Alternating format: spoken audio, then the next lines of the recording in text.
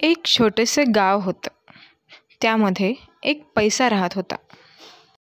त्याला एका छान अशा घरात राहायचं होतं. म्हणून तो आपल्यासाठी घर शोधू लागला. चालता चालता त्याला एका रांगेत 4 घरं दिसले. पैसा खुश झाला आणि म्हणाला, अरे वा, आता आपल्याला राहायला घर मिळणार. असे म्हणून तो पहिल्या घरात गेला. पहिल्या घरात दरवाजाजवळ वाकून आत पाहिला तर आतमध्ये खूप दंगा होता. टीव्हीचा मोठा आवाज.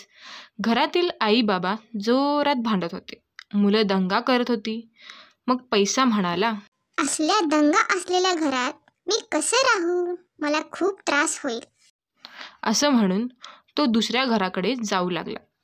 दुसऱ्या घराजवळ आल्यावर तो पुन्हा दरवाजाजवळ वाकून आत पाहिला तर आतमध्ये खूप कचरा होता.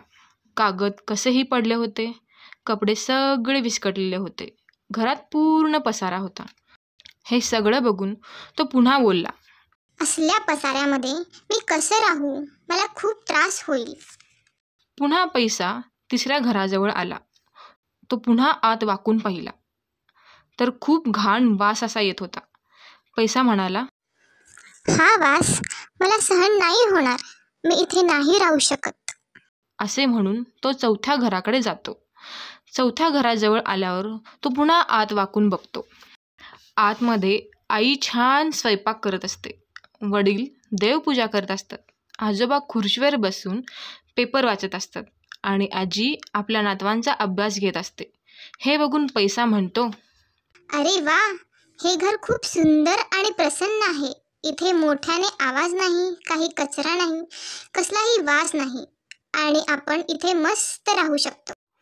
असे बोलून पैसा आतमध्ये उडी मारतो आणि कपाटमध्ये टुणूक उडी मारून आत जाऊन बसतो.